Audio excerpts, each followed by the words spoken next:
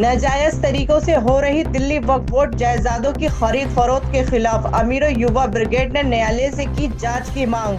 अमीरो युवा ब्रिगेड ने सदर अब्दुल अमीर अमीरों ने अपने दफ्तर में प्रेस कॉन्फ्रेंस कर दिल्ली वक्फ बोर्ड को बेनकाब किया। फतेहपुरी मस्जिद की जायदादों को नाजायज तरीके से बेचे जाने का इल्जाम लगाया और कोर्ट से दिल्ली वक्फ बोर्ड की 123 जायदादों की जांच करने की मांग की। और क्या ये जो 123 प्रॉपर्टियों के आपने मामले उठाए हैं, फतेहपुरी मस्जिद भी उसमें शामिल है? नहीं, फतेहपुरी तो उसमें शामिल नहीं है, लेकिन 123 प्रॉपर्टी के अंदर जो भी है, मैं फतेहपुरी के अंदर मैटर बताऊंगा आपको। पहले फतेहपुरी के अंदर हमने केस डाला था, उस केस के अंदर मई की तारीख लग गई है। मई के साथ 5 हफ्तों का टाइम दिया था इनको, एमसीडी को भी और उसको वक्फ बोर्ड को भी, जो अपना एफिडेविट दाखिल करें। तो ये 5 हफ्ते हुए नहीं, अभी एफिडेविट वगैरह किसी का आया नहीं। मई में तारीख है, लेकिन मैंने एक आरटीआई लगाई थी दीपक कुमार के नाम से, मेरे सोसाइटी का वाइस प्रेसिडेंट है, उनके नाम से मैंने लगाई थी। उसके अंदर उन्होंने बताया फतेहपुरी मस्जिद के अंदर जो ऊपर स्कूल था, एमसी प्राइमरी स्कूल था, उस स्कूल के अंदर हमने विश्वास पाठक को और यूसुफ को जगह दी है 1,12,500 रुपये में। ठीक है जी, 1,12,000 में तुमने दे दी 500 रुपये के अंदर। 2 आदमी को दी, वो 20 आदमी कहाँ से आ गए? सबलेटिंग हो गई, उस पर हमने कंप्लेंट करी, कोई एक्शन नहीं है।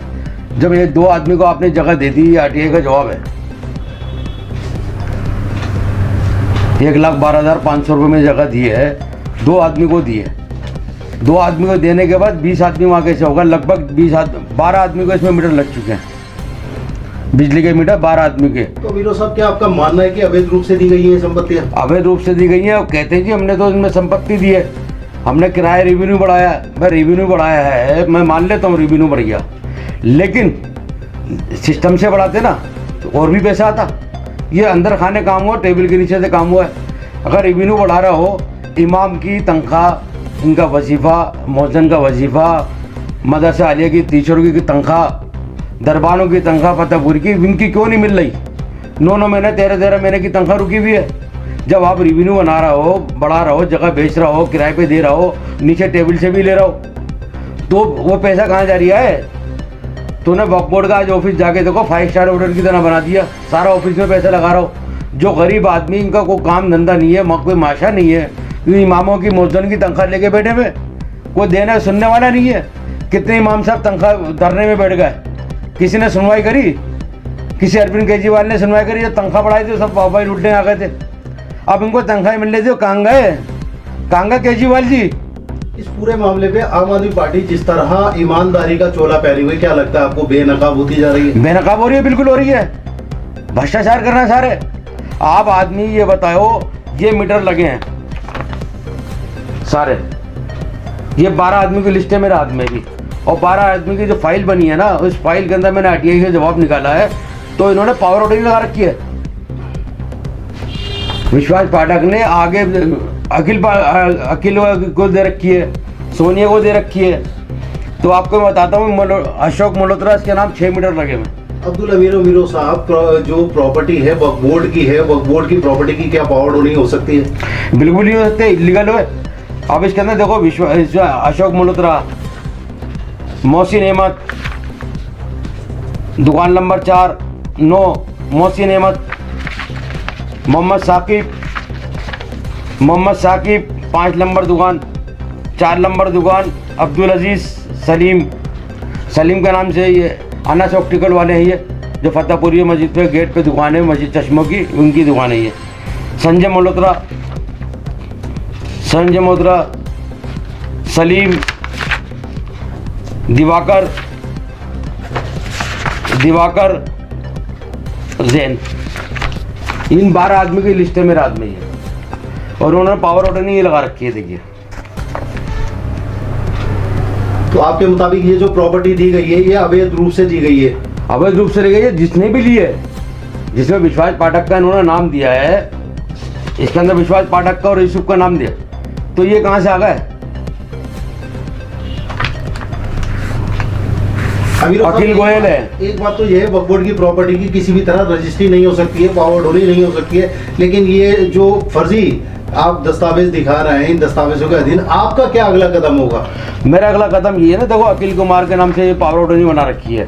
उन्होंने क्या कर रखा है, विश्वास पाठक ने अखिल कुमार को दे दी, सोने श्रीवास्तव को दे दी। ये नकली पेपर बनाया था, इसके आरटीआई का जवाब आ गया। ये हमारे यहाँ से स्टैम्प पेपर नहीं खरीदा गया, स्टैम्प पेपर भी नकली 3 साल का पुराना दिखाया। अब जो दिखाया था उन्होंने, देखो ये है टी का मतलब ये होता है हर साल के अंदर ABCD आता है, इस साल के अंदर जो आता है Q आता है। जिस टाइम में ये पेपर खरीदा गया, ये हमने आरटीआई का जवाब लगाया स्टैम्प पेपर वालों को, इन्होंने जवाब दे दिया। ये सलीम साहब है, इनका आधार कार्ड वगैरह लगे हुए, ये सब इन्होंने अपनी पावर ऑर्डर ने बना के ना आधार कार्ड के ऊपर ले ली। मैंने अशोक मल्होत्रा को ये कॉल करी थी, इसकी कॉल की डिटेल है ये। मैंने इसको फ़ोन करा, मैंने भाई साहब वक्फ बोर्ड की जगह के अंदर पावर ऑर्डर बना रहा हो, बिजली का मीटर लगा रहा हो, कहना क्या हुआ तो, और सारे काम इसी तरह होते भाई, हमारे घर के वकील हैं। मैंने ठीक है भाई, वकील है तो देख लेंगे वकीलों को भी, वकील ही केस लड़ेगा। ऊपर से और धमकी दे रहा है। मैंने सारी रिकॉर्डिंग करके उस पर टाइप करके रखी है।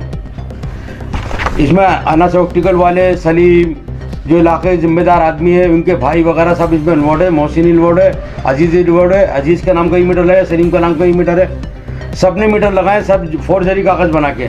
वक्फ बोर्ड इस पर कोई एक्शन नहीं रहा। मैं कई दफ़ा कंप्लेंट कर चुका हूँ, कई दफ़ा इंटरव्यू दे चुका हूँ, सारे इंटरव्यू मेरे सुनते हैं, सारे देखी जाती है कंप्लेंट, लेकिन कोई एक्शन नहीं है। जो अमानतुल्लाह के बड़े बड़े दावे हैं, वक्फ बोर्ड को उन्होंने प्रमोट किया है, वक्फ बोर्ड ईमानदार है, कितना ईमानदार समझते हैं आम आदमी पार्टी को, और आम आदमी पार्टी के जो विधायक अमानतुल्लाह हैं उनको? बिल्कुल जीरो पे। मैं कहता हूँ इससे बड़ा कोई फेल ही आदमी नहीं है। इतने वक्फ बोर्ड के चेयरमैन बने, चौधरी मदनी बने, सराज पराचा बने, और भी लोग आए, कभी किसी के सामने इतनी प्रॉब्लम नहीं आई जितनी इनके सामने आई है। अमीर साहब, 123 प्रॉपर्टियों का जो आपने मामला उठाया है, वो 123 प्रॉपर्टी का मामला अलग चल रहा है, फतेहपुरी का मामला अलग चल रहा है। कहीं ना कहीं गुनाहगार वक्फ बोर्ड ही साबित हो रहा है।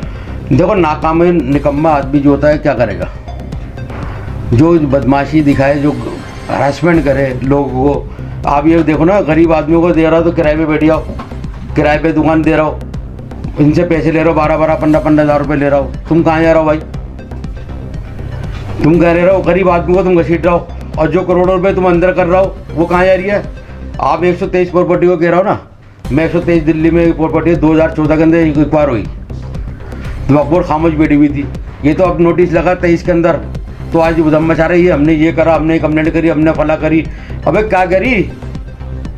कुछ नहीं करा। ये खामोश होकर बैठ गए थे, इनको ऊपर से आदेश हो गए थे खामोश हो जाओ, ये खामोश होकर बैठ गए। मुसलमानों को दिखाने के लिए अमानतुल्लाह चल रहे हैं जी, देखो जी मैंने कोर्ट में केस डाल दिया। आपने डाल दिया, कोई बात नहीं, डाल दिया, हम भी डाल देंगे कोर्ट में केस। लेकिन आप ये बताइए, आपके जो मुखिया है, आपने अपने मुखिया को कंप्लेंट करी? भाई हमारे करोड़ों रुपए की मुसलमानों की प्रॉपर्टी जा रही है, आपने क्या इस पर एक्शन ले रहा? अपने मुखिया को कंप्लेंट करी आपने, वो लाइए लिखत में मेरे को। अरविंद केजरीवाल को इतला दी, डिप्टी CM को इतला दी, भाई हमारी प्रॉपर्टी दिल्ली वक्फ बोर्ड की, दिल्ली सरकार की प्रॉपर्टी जा रही है सेंट्रल गवर्नमेंट के अंदर। आप इसमें बोले ना, केजरीवाल बोले ना डिप्टी CM बोले। ये तो एक फर्जी काम हो रहा है, फर्जी बातें करी जा रही हैं, और निकम्मा नाकाम ही अपनी छुपा रहे। अब्दुल अमीर साहब, आज की प्रेस कॉन्फ्रेंस का खास मकसद क्या था? क्या आप सरकार से अपील करना चाहेंगे? मैंने तो दिल्ली गवर्नमेंट से, CM साहब से भी कहा है, सबका साथ सबका विकास करो, सबको साथ लेके चलो, हम लोग सब साथ हैं। लेकिन आप ऐसा काम करोगे, हमारी प्रॉपर्टी के, हमारे मसले में नहीं बोलोगे, तो दिल्ली में चुनाव आ रहा है, विधानसभा का भी, लोकसभा का भी। हम लोग मुसलमान कोई सपोर्ट नहीं करेगा। जो इस बात को जानता है वो कभी वोट नहीं देगा। हमें राजनीति नहीं कर रहे इसके अंदर, लेकिन जिस तरह का अपनी भी तो रोष है, उसको किसको दिखाएंगे? लेकिन आम आदमी पार्टी जो दावा करती है, बीजेपी पर इल्ज़ाम लगातार लगाती है कि बीजेपी जो है मुस्लिम विरोधी पार्टी है, लेकिन आम आदमी पार्टी के खुद विधायक ही जो है वो मुस्लिमों के खिलाफ काम कर रहे हैं, वक्फ बोर्ड की जगह हथिया रहे हैं, और उनको चालबाजी से बेचा भी जा रहा है। इस पर अमीरो युवा ब्रिगेड क्या न्यायालय का दरवाज़ा खटखटाएगी? भाई मैंने तो केस डाल रखे हैं, मेरे 5 केस चल रहे हैं, और भी मैंने इसमें डालने की कोशिश करी थी, लेकिन जो मेरे साथी हैं, जो उनसे मेरी बात हुई है, जो हाई कोर्ट, सुप्रीम कोर्ट वगैरह जाने को तैयार हैं, उन्होंने कहा है भाई ये केस हम डालेंगे। मैंने कहा आप डाल लो, मैं आपके दम के साथ हूँ, जहाँ मेरी ज़रूरत होगी मैं तैयार हूँ। वो तो करना ही है। आप ये देखो ना कि दिल्ली के अंदर कितने मुसलमान एमएलए हैं, कितने काउंसलर हैं आम आदमी पार्टी के।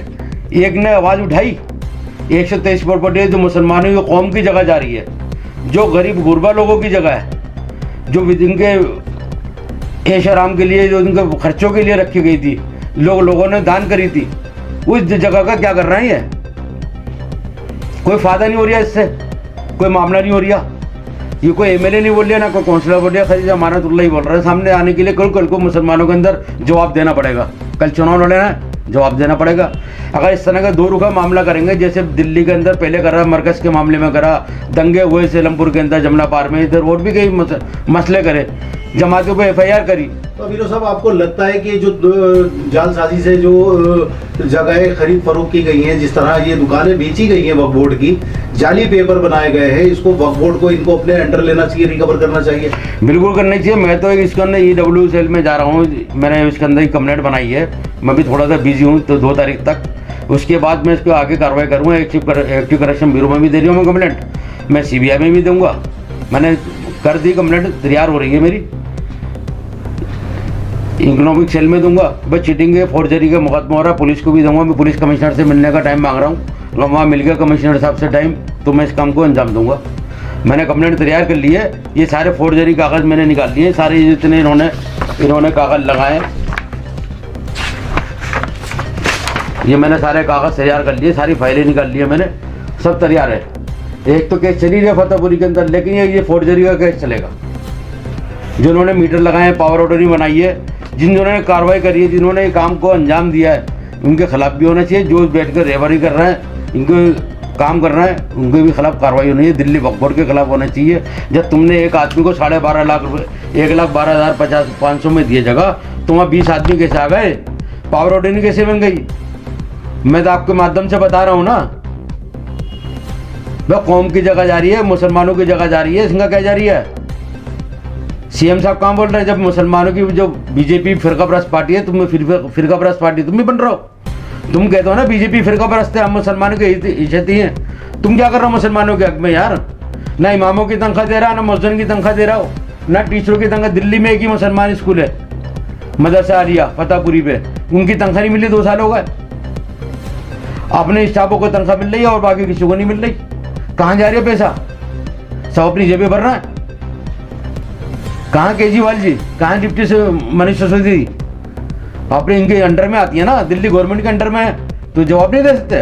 हमारे दिलाने को कंप्लेंट करिए इनको, वो बताइए मेरे को। मैं आपके मीडिया से के माध्यम से कह रहा हूँ, आप बताइए मेरे को, दे इंटरव्यू, करें डिबेट मेरे से, मैं डिबेट करने को तैयार हूँ। अभी तो कितने पर्दाफाश होने हैं, अभी तो मैं बैठा हूँ खामोश होकर। अभी रुक जाओ, थोड़ी कमी है, उस कमी को पूरा कर लूँ, फिर बताऊँगा। शिक्षा को लेकर बड़े बड़े दावे किए जा रहे हैं, क्या कहेंगे? एक तरफ स्कूल बंद किए जा रहे हैं, फतेहपुरी स्कूल को खत्म कर दुकानें, मार्केट वहाँ बना दी गई है। वो देख लो ना, नीचे का स्कूल भी फतेहपुरी का ख़त्म कर दिया, एक साइड का जो फूल मंडी का वो भी ख़त्म कर दिया। एक स्कूल यहाँ था बल्ली मारन के अंदर, वहाँ के काउंसलर ने ऊपर 2 मंजिल डाल के फ्लैट वहाँ से शिफ्ट कर दिया स्कूल को।